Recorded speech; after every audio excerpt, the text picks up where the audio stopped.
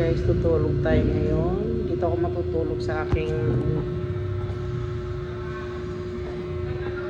pinagtitindahan sa labas. So guys,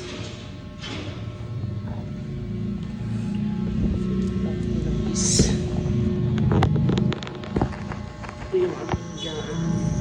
Doon sana ako matutulog sa taas, kaso dito na lang. Mas gusto ko dito. Komportable ako dito.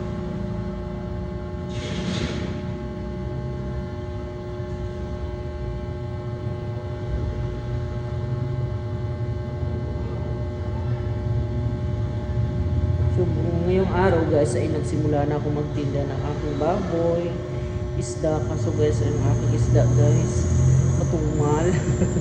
Sobrang bili guys ng aking isda.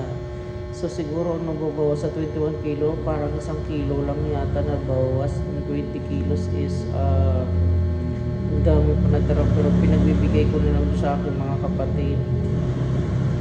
So tagi pinadala ko lang iba.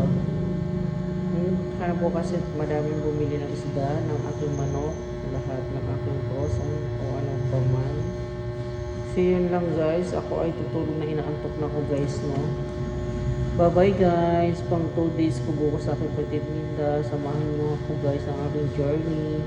Salamat guys and God bless.